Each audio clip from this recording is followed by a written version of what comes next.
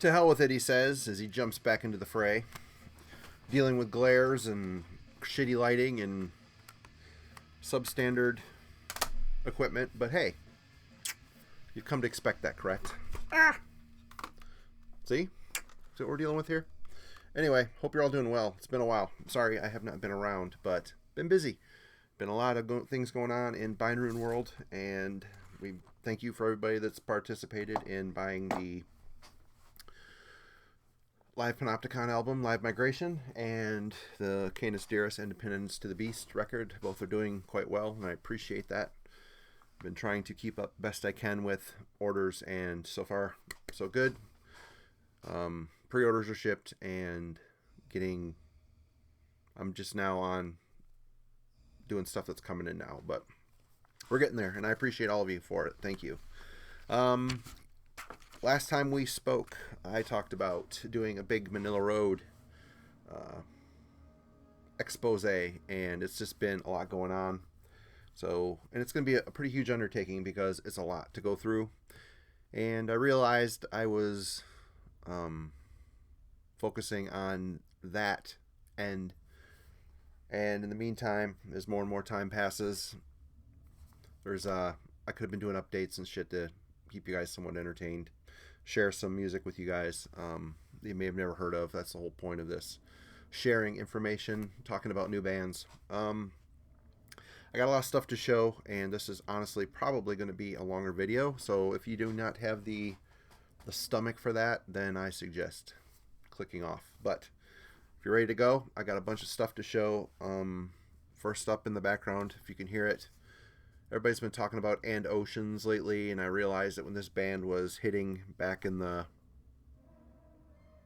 late 90s, I was getting a lot of promos, and I thought they were okay, but didn't really. I was so burnt out back in those days listening to new stuff, but so far what I'm hearing is good. This is a versus split with Bloodthorn, Finnish And Oceans, Norwegian Bloodthorn. They're a little bit more of a deathly type of band from Norway, but it's pretty good. I'm liking it a little better now than I did back then. Pretty stupid fucking cover. I mean, really, who makes the decisions on this stupid stuff? Anyway, first off, this is going to be like a collection type of update, and if the computer's freezing, I don't know. I'm so tired. My computer's getting tired, and I'm not going to go throw down on a brand new iMac right now. So it's just going to have to get by. If it farts out, I'm sorry. It's what we got, and it's what I'm going to make do with right now. But first up, I've got a little care package in the mail from Matt over at The Dark Path. He was super kind. I got some cool friends, man. Sometimes they just send stuff, and that's a beautiful thing. Super kind, and he wanted to support his buddy that runs the label Boris Records. So he bought me a stack of stuff, had it sent to me, which was very cool of him. And I wanted to start off this video by going through that stuff one by one, give you guys a little overview, and turn you on to Boris Records. They are an Atlanta, Georgia-based record label. Used to center on doing 7 inches, which highly admirable pursuit, as anybody that releases records or bands that have put out 7 inches know how not cheap they are to produce, and typically people don't give a shit about them. It's more of a promotional tool. But Boris Records started off doing a lot of 7 inches, and he's moved into CDs and other stuff now. But very cool. Hats off to him for doing all that. But we're going to start off. All these bands are, I think, local to the Georgia. It's a very rural type of record label. But first up, we have Death of Kings with Hell Comes to Life. 2-song 7-inch. These guys have a death and roll vibe with Tom Araya type screams with a harsher style.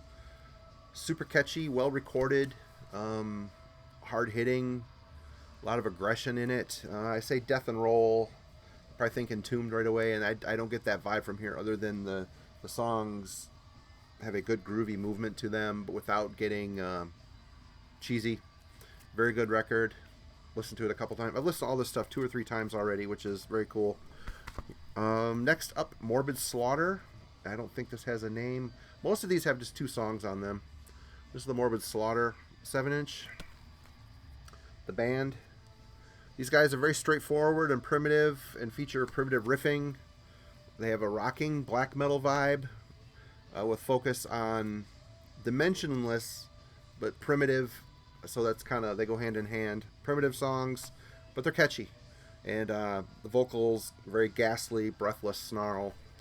Not real predominant harsh screaming, more of a, you know, Phantom-esque type of, not Phantom the band, just the apparition type of out of breath but strained style of screaming. Good 2 songs on here, Wicca and Nightly Breath of God. Very cool. Next up we have Hellgoat. A lot of you probably have heard of this band. One of the main guys in this band was married to Dana Duffy from Demonic Christ. I think he was a sessions member of Demonic Christ for a while. But this is pretty good. Savage US black metal. There's a lot of deathly crunch in the guitars. The breakdown, I don't want to say breakdowns like hardcore breakdowns, but you know, music breaks and intros and outros have just a lot of full, heavy chords, doubled vocals that make it sound a little extra crazy. This is a good 7-inch. I can't say that I love this band, but the more I've listened to it, the more I like what they're doing. 2 songs, Demonic Worship of the Horned Beast and End of Man, which feels so apropos in these days, correct? Next up, we've got Spewulator. This has been this cool 7-inch. It's weird, crusty mix of death grind and the occasional spacious black metal influence riff kind of seeps in to give it a more of a spacious, expansive sound. Harsh vocals, very live sound, good band. I think Devin just showed this. I think Matt sent Devin a package too, and Devin called it like, you know, death grind like Terrorizer, even though they do have a song called Afterworld Inebriation instead of Obliteration. But I didn't get a Terrorizer vibe from this. It's just very crusty, mixed death, black. The black metal spacious riffs really kind of threw me for a loop. I don't know what's up with that. But this is good. I've enjoyed it. The more I've listened to it, the more I've liked it. Cool cover art. These guys obviously smoke a lot of weed because there's a poster on the inside of a bong, and cool, man. Whatever. Next up, but do check it out. Good stuff. Next up, maybe my favorite of the bunch. It seems really short. It's like really well written, and I wanted to hear more of it. But this is Malformity with the Rapturous Unraveling. 2 songs, Rapturous Damnation and Unraveling. Comes with a patch. If I can get it out of there. Pretty cool. Very colorful patch. But these guys, very solid detuned death metal. Vocals are deep to harsh yelling. The songs are short but well constructed. Good production. Thing I really like about this band, the songs have a lot of cool dynamics. Guitars drop away, bass line comes in before everything jumps back in again. Gives it a very old school vibe, which to me is, I enjoy modern death metal. I enjoy some slam. I like all varying extremes of the genre, but I came up with the old style, and the old style is where I tend to hang my hat. But very good. Malformity is awesome. Definitely check them out. All of those 7-inches were very cool. Not a single one of them I didn't like. And for a record label to, you know, hit solid every time is very cool. And the last from the package, but certainly not the least, this is another Boris Records release on CD. It's a mini CD. Disfigurement with Soul Rot. Very cool cover art. This band is fucking great. I should have looked up where they're from. I'm assuming it's Georgia. I don't know for sure. But this is a great production. Very good mix of old and new styles of death metal. Technical, but not losing sight of really solid song writing and structures. Super harsh, but discernible vocals. There was something on here that was weird, and I can't remember what it was. I should have wrote it down. But I've listened to this twice, and I'm definitely not done with it. It's not going to get filed until I get at least 4 or 5 more spins. Good shop music, and this has been a lot of fun. Really good, eye-opening package from Matt. Matt, thanks a lot for sending that stuff. Very cool. I really appreciate it. It's been a lot of fun going through this stuff. And for all of you, check out Boris Records. They're out of Georgia, Atlanta, Georgia area. Next up, I've got the rest of the formats. Records, CDs, tapes. So strap in. We got a bit of a chat ahead of us. First up, Sabotage, Fight for the Rock. Now let me tell you, I'm getting the impression that if this had skulls on it, or a child lost in a cave, or a king sitting on a throne, it would have been awesome. But, you know, just the band members on a really super shitty cover hoisting American flag. This album sucks. God, I've listened to it 1.5 times, and it's just really not that good. Fight for the Rock, Out on the Streets, Crying for Love, Day After Day, The Edge of Midnight. It's got traditional metal at its core, but slanting into more accessible hair metal extension type rock and roll. And man, there was numerous times on this album that I fucking rolled my eyes. I mean, not good. I've got Hall of the Mountain King. That's the only other Sabotage I own, and it's great. It's a great album. I'm thinking there's other albums in this band's catalog that are much better than this. This is an obvious attempt at a wider audience, and wow. Anybody interested in this record? Do you want to trade? Let me know. Next up, a little bit better than that, but still not a mind blower. This is Death Dealer with Keeper of the Flame. I've only listened to this record once. I liked it. It has that solid heavy metal, old metal vibe. This is on Restless Metal Blade Records. I think these guys are a U.S. band. I could be wrong. Actually, I think they're Canadian. Their management and direction is in Montreal, Quebec, Canada. This is pretty decent, solid riffs. A singer that does not dip into high end. It's very mid-ranged, straight ahead vocal style. And, you know, the songs have that old metal vibe, which I like. And I think I'm going to give this a few more spins before I cast judgment. But first listen was okay. Just kind of average. Not blown away. I don't hate it. I'm just kind of like middle of the road. Next up, a little different situation. We've got Queensreich, the first EP. This is their 4-song EP that started it for this band. And these guys, this and the first 2 full lengths after it, The Warning and Rage for Order, fucking great. Queensreich are awesome. This is awesome U.S. traditional metal. Jeff Tate at his peak, man. I mean, maybe not his peak, but just such a raw, unhinged, high-end vocal screaming style. The songs, sharp, intricate, highly developed and complex, without losing sight of memorable hooks. This is amazing, amazing, amazing traditional metal. Definitely check this out if you've never heard it. I mean, come on. If you've been a metalhead, chances are you know Queensreich. You probably more Operation Mindcrime Witch, and Empire, shit like that, which I've only heard the hits on MTV. But I will someday track them down cheaply and check them out. Next up, we have a stack of CDs. Some of these I've shown before, but I didn't really talk about them much because I hadn't listened to them yet. But I've been listening to some of this stuff. Wanted to talk about it. We've got Vader, Solitude in Madness. It was one of the CDs that Devin sent me. And, you know, the hype's real, man. It's Vader. This is a good album. And I have not heard this band since Litany. I want to say I had all the early stuff up through Litany. Maybe one after that.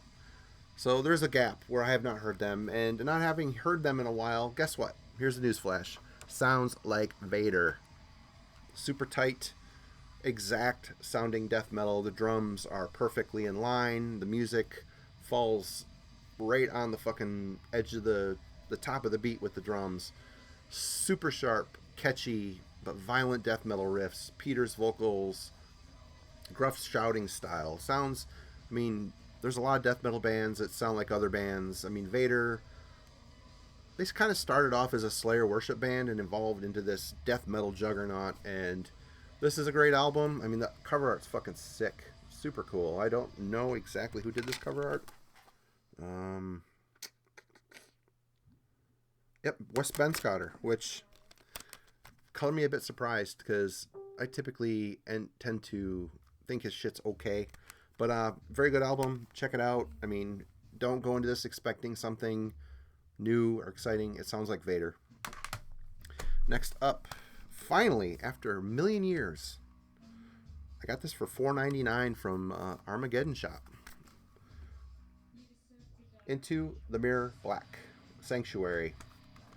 This is the band's second full-length album, and they disbanded after this album. And I was kind of holding out to get this on vinyl because I've got the first album on vinyl, and just wasn't turning up for a price I felt comfortable buying. So for $4.99, I had to jump on this. It was in their used section, and this is a great fucking record. It's super good, classic, traditional metal. Amazing guitar work, searing leads, technical when it needs to be, smooth transitions, simplistic and catchy when it needs to be. Warrell Dane, of course, powerhouse vocalist. You probably already have this, so I'm probably preaching to the choir here, but this is an awesome traditional metal record. Definitely check it out. The next 4 releases, a band I have talked about before numerous times, whether it's in a live stream or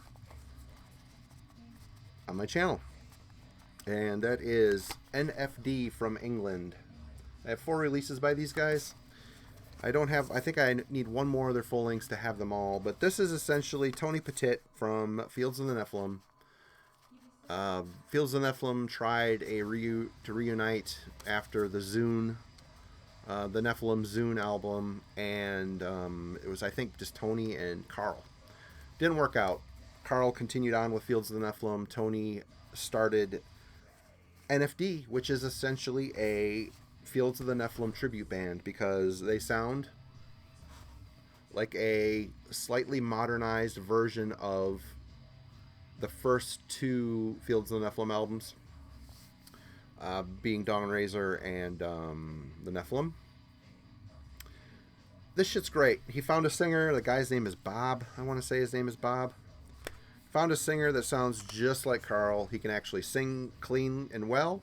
He sounds deep, dark, miserable, that low, throaty snarl that Carl is known for. This guy can emulate it perfectly, but puts his own little twist in there when it needs to be. This is my favorite of the 4, but all of these are good. This is Deadpool Rising. The track Descent is just fucking great. The guitar work, that jangly but sharp, it's sort of distorted but kind of clean. I mean, kind of like the first, like Dawn Razor, the first Fields of Nephilim. There's that jangly guitar but driving and dark and very gothic sounding guitar sound. But NFD modernizes it a bit by adding distortion and more of a modern metal sound in there when it's needed. This is just a great record. This next one is a Deeper Visions. This is an EP.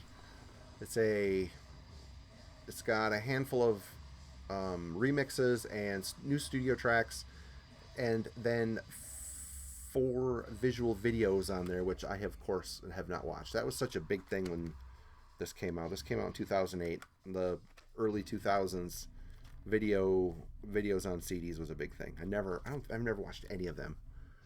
But again, well written, dark gothic rock / dipping, leaning, testing the toes in the metal waters. This is a really, really good album. Reformations. Even got the backlit dude in a cowboy hat, which is of course that Bob dude. And this is another great fucking dark, emotional, moving, well written, all of that album. Again, I do not. Sorry. No, I have my screensaver come on. I like what Carl did with Fields of the Nephilim, that Morning Sun record that they did a million years ago. I thought was fucking great. Really, really great record. You know, totally worthy of the Fields of the Nephilim discography. But this, a hell of a lot more prolific than Carl has been, and I don't think Tony is involved in this band anymore. In fact, I don't even know the status of this band anymore. There's one more album after all this stuff that I'm showing that I have not gotten, and one song I listened to online, it sounded like it changed a little bit, but I don't know. I'm going to get it. I just have not got it yet, but definitely check out Reformation. This is another super dark, well-produced, Fields of Nephilim inspired tribute, NFD, fucking great. And the last of this batch I have is the No Love Lost and the Live and Unleashed. This is a 2 CD set. No Love Lost is an early recording of theirs. It's a full-length album. And disc 2 is like a CD-ROM of a live show, which I'd like to watch, but I don't know. Again, if it was a DVD I bought and could go watch in my living room, I would. But if anything on the computer, I'm probably not going to do it. But this is a great, again, these guys are fucking great. I mean, even the pictures, very much a tribute to Fields of the Nephilim. Some live stuff. If you're a Fields of the Nephilim fan, I can't recommend this band highly enough. It's so well done. I was so blown away and enamored by it. I'm a big Fields of the Nephilim fan, big Sisters of Mercy fan, but of those two bands, I think Fields of the Nephilim I lean towards. Where Fields of the Nephilim kind of petered out, changed members, and become very much a snooze fest as far as being prolific. The stuff Carl's put out's been good. It's just not enough, and this band totally fills the gap for me. Next up, I've only listened to this CD once, and I need to listen to it again, although my first experience with it was pretty substandard, and that is Defiance the Prophecy. Got it cheap online somewhere. The first two, I can't remember, Menace to Society was the first one, and then Void Terra Firma are both decent thrash metal bands, late era thrash metal bands. This is one of those bands that hit a little too late. If they would have came a little sooner, maybe had a different record label, they probably would have had more of an impact. But, you know, it is what it is, and they continued on, they reformed, they put out several records, and I think this is one of their newer ones. This came out in, I can't read that text, I have old eyes, but The Prophecy is a very modern take on thrash. It's in the 2000s this came out, early 2000s I believe, and I gotta be honest with you, the Pantera vibe was a turnoff for me, and it is definitely a Pantera vibe going on. Has anybody else noticed that this back cover looks like the Blood Soul cover from Flesh Crawl? Bugs me. That bugs me. Same color scheme. But yeah, I need to spin this again. I'm into thrash. It's a little more modernized, but this is a little too up Dimebag Darrell's trousers for me to get real super excited about it.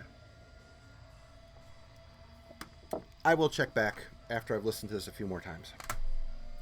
Next up, after many of you saw and checked out my Halloween tribute to Andy Darris,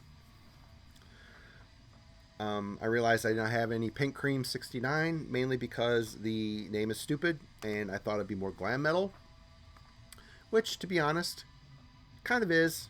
And I found these in a lot on eBay, and I had to check them out because I like Andy's voice, so I thought I would give this a shot. And this is the first one, I believe, of these two. Let me see. 89, 91. So yes, this is the earlier one. I think he was on 3 of their albums, but I just have these 2. This album is indeed very much a glamish record. And I wish I could sit here and tell you that I could see past that and enjoy the music within, but it was just a little too glammy for me. I like his vocals on it. I didn't necessarily care for the songs. The next one, this one is called it's Pink Cream 69, self-titled. The next one is called One Size Fits All. Again, very much a glammy looking record, but I enjoyed the CD. This CD kind of started leaning into, I see why Halloween, the dudes in Halloween were drawn to this guy, because this band at this point in time was kind of leaning towards what Halloween turned into. There's still some glamish elements on here, but the songs seem a little bit more aggressive. Andy's vocals are great. I mean, he sounds like he sounds on Halloween. The difference between these two records is this one is, it maintains a very much glam oriented approach. This here sheds that a bit, even though it doesn't look like it. They look pretty. It sheds it a bit and focuses on more of a traditional metal attack. The songs are well written and catchy.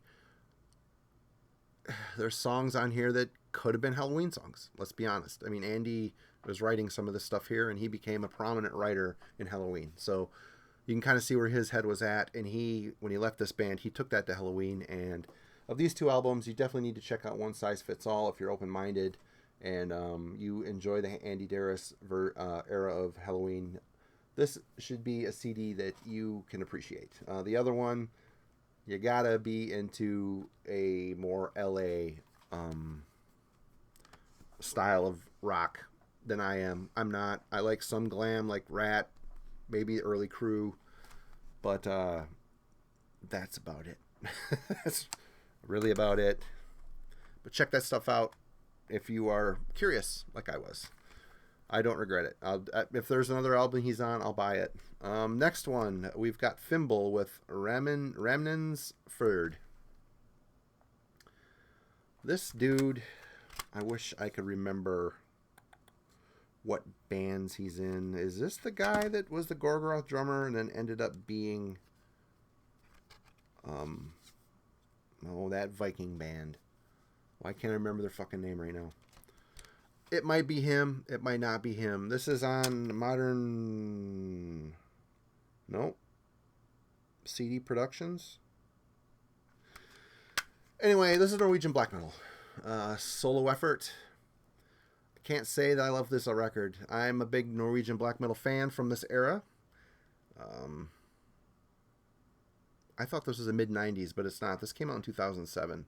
Whether this is a reissue or what the deal is, I don't know.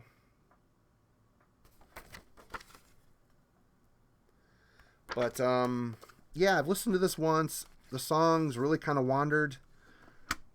There's some synth, dark ambient shit mixed in with it, which was kind of half-assed.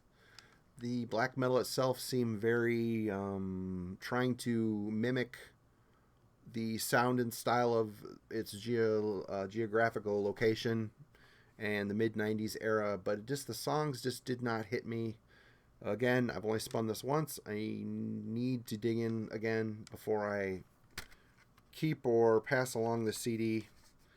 The cover condition isn't amazing, but you know, I only paid $6 for this, but had to check it out. I think Ben might have showed this before, but yeah, it's good for what it is, but I cannot say that the songwriting really impressed me. Overall sound is there. It just seems very amateurish. Next up, we've got Demons and Wizards with 3. Big John Schaefer fan, big Hansi Kirsch fan, and the first Demons and Wizards album is a power metal classic. The second one is okay. I like it. I don't love it. There's some great songs on it. There's some snooze fest songs. This CD, you really got to listen to this a couple times, and I promise you, I listened to it once. I'm like, oh yeah, that sounds good. But the more I listened to it, it unlocked a lot of layers, a lot of really amazing songwriting. This is a power metal Demons and Wizards mixed with a classic rock vibe. I mean, John and Hansi are very much showing their age in this record, which I'm not saying that as a bad thing. You can tell where John came from. There's Kiss, there's AC/DC on this, but mixed with a modern traditional metal, power metal presentation. These songs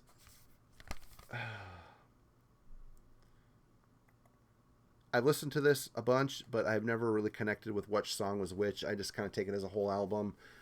There's been 2 videos released, and those 2 videos or 2 singles from this are probably the most power metal sounding.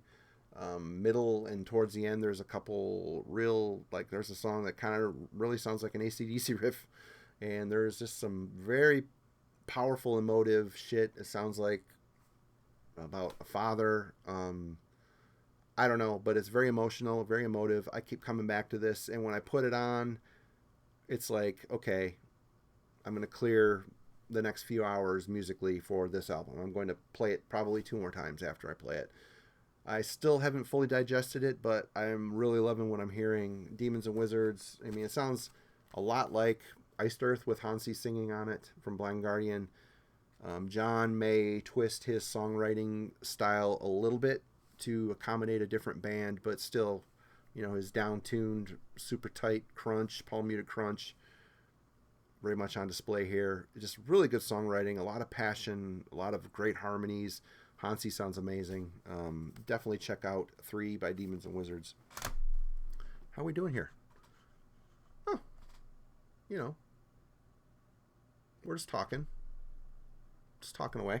Next up, another one Devin sent me. This is the New Testament with Titans of Creation. And wow.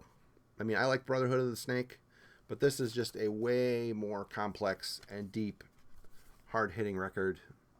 I mean, really, you've got the best rhythm section in metal. You got Steve DiGiorgio on bass, and why am I so... Why? I think the White Claws is killed my last brain cells. The Atomic Clock, drummer from Dark Angel. I can't remember his name. Anyway, best, you know who it is. Hold on, Gene Hoglan. God, Gene Hoglan. Why couldn't I remember that? The best rhythm section in metal. Chuck Billy sounds fantastic. Eric has written a whole slew of hard-hitting, well-written songs. Sounds like Testament with a modern edge. I mean, I don't know what else to say about this. It sounds like Testament, but really well done. These guys kicking ass. Next up, these 3 were... You know, I'm starting to get a little concerned that I didn't record. Yeah, it's recording. It's been rough getting back into this. It's amazing. I take a bit of a break, and it's like I forget how to do this. It's fucking stupid. Anyway, these next 3 Devin sent me because he's a kind human being. These are 3 Blind Guardian records. We've got Battalions of Fear, which I'd never heard before. We're going to start here. And I kicked myself for not hearing this earlier. I think I started off with Nightfall in Middle Earth and the album after that. Well, the one before that. Can't remember. But, which is great. Fine. But Blind Guardian on Battalions of Fear, their debut, was very much a speed metal band. German speed metal. It was power metal influenced. They became more grandiose, bombastic, theatrical, and power metal as they progressed. This is very much a speed metal record. Kind of like Walls of Jericho, Halloween. This is very much the same. That could have lived on the same fucking shelf for sure. Guardian of the Blind, Majesty, Gandalf's Rebirth, Run for the Night. Every single song on this is an ass-kicking. Hansi was singing and playing bass at this time, so they were very much a very powerful and aggressive quartet. If you have not heard Battalions of Fear, you won't be disappointed. Next up, the second album, Follow the Blind, very much like Battalions of Fear. It's another speed metal record, but the songs are a little more refined, a little more ambitious, and just fucking great. Valhalla, a Demon cover of Don't Break the Circle, which was very interesting to hear, but very well done. Hall of the King, Follow the Blind. There's some classics on here. The thing that sucks is they end it with a cover of Barbaran, which is a Beach Boys song? I don't know, some 50s, 60s rock song. You know the song. And I'm not going to sing it because I just don't want it in my head. And to end such a powerful, great speed metal album with that seemed like an unnecessary kick in the nuts. But I'm not gonna. This fucking album rules. I've listened to it endlessly. Good shit.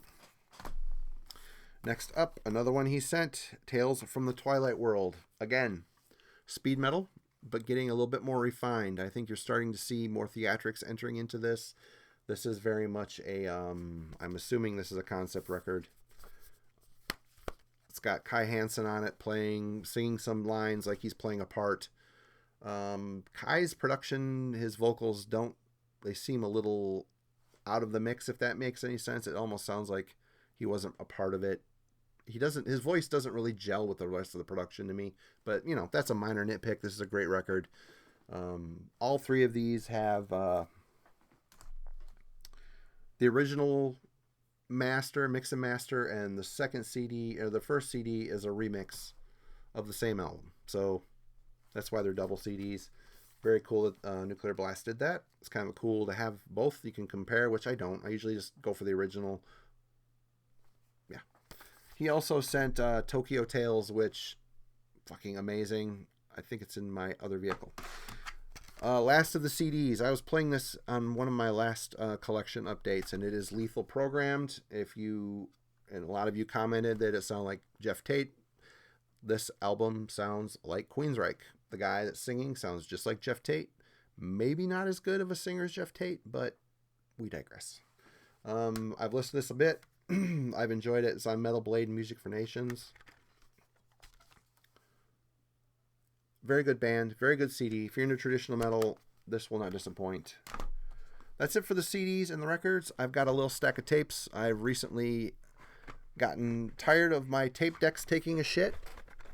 So instead of buying another piece of garbage off of eBay or spending hundreds of dollars on a new tape deck, I took 2 tape decks in to a local place in town, and they totally refurbished them. And now I'm listening to tapes again, which I never thought I'd hear myself say, but fuck it. Analog Archives. Dennis showed this in one of his updates and said it fucking rips.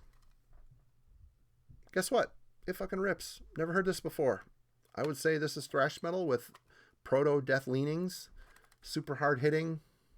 Epidemic Decameron. Definitely check it out. Jason and Pat and Eric all told me that I need to get past the Suicidal Tendencies first album and start to enjoy the later stuff, and they were right. So I bought a How I Laugh Tomorrow, If I Can't Even Smile Today tape, which promptly got crunched in my shop tape deck. So great. But anyway, I was quite surprised at the smoothness of this band. Mike Muir sounds a lot like Lemmy in spots to me. The songs are smooth thrash, well written, very tight playing style, very memorable, very Venice Beach. Yeah, and I enjoyed it enough that I found a tape lot on eBay for cheap with a whole bunch more of their releases. So I'm going to be checking this out even further. This came in a tape lot I bought off of Discogs. This is Bruce Dickinson with Tattooed Millionaire. And I got to say, this has got Yannick Gears on it. This was before Yannick. This is when, I don't know where this falls in. I don't know if Bruce was out. This was 1990, EMI. I'm trying to think, was Bruce out of Maiden at that point, or was this during the No Prayer for the Dying era? I don't know exactly where this falls, but, God. The only other Bruce Dickinson albums I have are Chemical Wedding, which is fantastic because it sounds like a Heavy Maiden record, and Accident of Birth, which sounds like a Heavy Maiden record. Well written. Both had Adrian Smith on it playing guitar, so obviously you're going to get some Maidenisms. This here, there's a lot. This got All the Young Dudes cover on it, which, God, I fucking hate that song. And to be completely honest, I like Bruce Dickinson's vocals in Iron Maiden. I do. I think he's a good singer. I don't think Bruce is an amazing singer. I think Bruce does what he does. He does it well. He did it better than Paul Di'Anno, and he helped take Maiden to the next level. Take him out of the Maiden equation, either other than those other 2 albums of his that I heard and I love, they're really good. This just seems so half-assed. I mean, the songs Son of a Gun, Tattooed Millionaire, Born in 58, Hell on Wheels. The songs are kind of cheesy. It seems kind of contrived. It sounds like I don't even want to say it's a Maiden tribute band because it's not. They sound like a rockish metal band. And Bruce kind of sounds like later day Bruce. He's just kind of going through the motions. He's not really focusing on any melodies or harmonies or really getting tuneful. He's just kind of clamoring his way through these songs, singing the words. And I'm going to sound like Bruce Dickinson now, you know. And it's okay. I've listened to it once, and the songs just did not stick. It just seems half-assed. I'd be interested to hear some of his other stuff, see if it gets better, but I don't know. Next up, I used to have this tape, got rid of it because I took it as tired thrash, bought it again, and it's pretty okay. Kind of punchy, commercial thrash. These guys were called Wrathchild. There was another band in the UK called Wrathchild, so I had to change it to Wrathchild America. This is Climbing the Walls. This has got a decent